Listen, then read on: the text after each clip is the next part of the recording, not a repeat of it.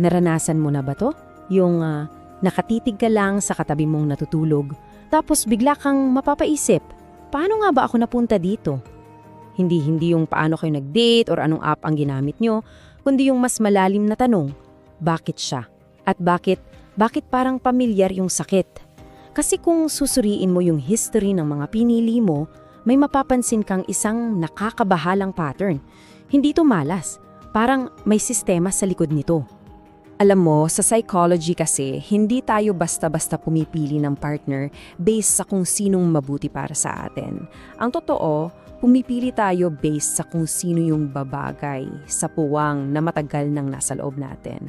Hinahanap natin yung mga taong magbibigay sa atin ng pagkakataon, ulitin yung mga pinakamatagal na nating sugat sa pag-asang, this time, mababago na natin yung ending.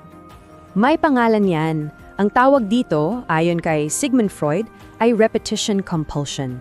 Ito yung subconscious na pangangailangan na i-replay ng paulit-ulit yung mga unang sugat natin. Kasi yung utak natin, it's drawn to what's familiar, kahit na masakit pa yan. At dito tayo nagkakamali. Napagkakamalan nating tadhana ang isang bagay na pamilyar lang pala. Kahit na ang ibig sabihin ng pamilyar ay trauma. At dito na pumapasok yung konsepto ng isang karmic bond. Yung tipong nakilala mo siya at yung chemistry, grabe, instant, parang kuryente. Ang feeling, kilala mo na siya for 1,000 years. Akala mo ito na, destiny. Pero, ingat ka. Mag-ingat ka sa mga instant magnetic connection na yan. Dahil madalas, ang high familiarity ay nangangahulugang high trauma. Nakikilala lang ng subconscious mo yung isang emotional frequency na alam mo na mula sa nakaraan. So paano kanila nahuhok? Simple lang, gamit ang tinatawag na intermittent reinforcement. Ito yung mismong teknik na ginagamit sa mga kasino para hindi ka umalis. Ipupul ka niya palapit, tapos bigla kang itutulak palayo. Bibigyan ka ng pagmamahal, tapos bigla kang babawian. At yung utak mo, naa-addict sa salitang baka. Baka this time, magbago na siya. Ang hindi mo alam, yung pusong kumakabog ng sobrang bilis, hindi yan laging good sign. Minsan, isa yang warning. At kadalasan, mula sa karmic bond, napupunta tayo sa isang mas delikadong teritoryo, ang narcissistic bond. At ang nakakalito dito, hindi ito nagsisimula sa gulo. Nagsisimula ito sa perpektong fairy tale.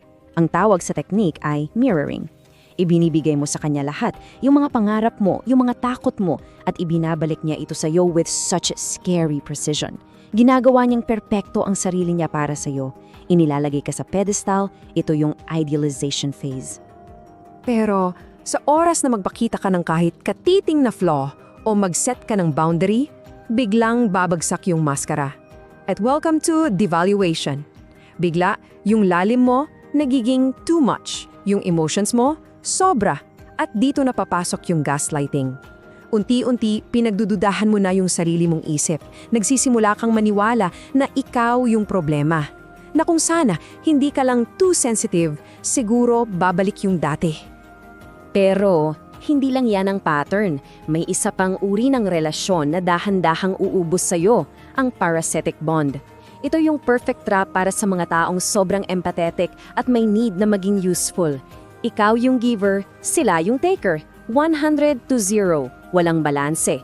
Ang halaga mo sa sarili mo ay nakukuha mo mula sa kakayahan mong ayusin sila, iligtas sila, at buhatin sila. Anong resulta? Sa simula, ang sarap sa pakiramdam. May purpose ka, iniisip mo kailangan niya ako, so mahal niya ako.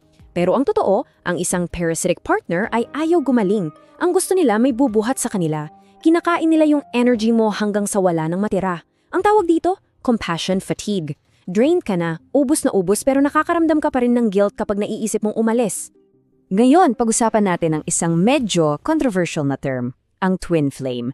Pero tingnan natin to through the lens of psychology. Pwede natin tong isipin bilang isang pagkikita nyo ng iyong shadow self. Ayon kay Carl Jung, yung shadow, yan yung lahat ng bagay na tinatago at tinatanggi natin sa sarili natin. Kung masyado kang stricto, sila yung wild. Kung logical ka, sila yung pure emotion. Pero paano kung ang isang relasyon ay hindi pala meant to last, kundi para lang wasakin yung mundo mo? May tinatawag tayong the catalyst. Sila yung magpapakilala sa iyo ng bagong music, bagong libro, bagong paraan ng pag-iisip. Ginising ka nila. Sila yung kidlat na tumama sa patay na gubat para may bagong tumubo. Ang trahedya at ang purpose ng isang catalyst ay yung pagiging pansamantala lang nila.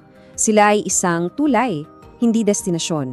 Madalas sinusubukan nating gawing permanente ang isang bagyo. Pero yung pag-alis nila, kahit gaano kasakit, may dahilan. Gumagawa ito ng espasyo para makapagtayo ka ng isang bagay na totoo, isang bagay na para sa'yo talaga. At sa wakas, pagkatapos ng lahat ng gulo, darating tayo sa isang relasyon na baka sa una hindi mo mapansin dahil walang ingay. Ito na yung soulmate. Sa psychological terms, ito ay secure attachment. Ito ay kalmado. Ito ay co-regulation, kung saan yung nervous systems ninyong dalawa parang nag-uusap at pinapakalma ang isa't isa. Pagkasama mo siya, lumilipat ka from fight or flight to rest and digest. Ang pakiramdam, ginhawa, peace. At habang tinutuklas natin ang lahat ng ito, napakahalagang tandaan, ang talakayang ito ay para sa educational purposes lamang. Para sa mga personal na alalahanin, please seek advice from a professional. Kumonsulta po tayo sa isang mental health expert. Kung babalikan mo ang iyong nakaraan ngayon, siguro may mga pangalan ka nang mailalagay sa bawat chapter na to. At madaling makaramdam ng panghihinayang. Pero sa pananaw ng iyong psychological evolution, walang nasayang na oras. Bawat koneksyon may itinuro sa'yo. Kinailangan mong maranasan yung ingay para maintindihan mo yung halaga ng katahimikan. At sa huli, ang pinakamahalagang relasyon na bubuuin mo ay yung relasyon mo sa sarili mong isip. Dahil ang pag-ibig na hinahabol mo sa iba ay ang pag-ibig na matagal mo nang ipinagkakait sa iyong sarili. Thanks for watching Mindscope. Join our journey to unlock the mind. Don't forget to like and subscribe. See you in the next video.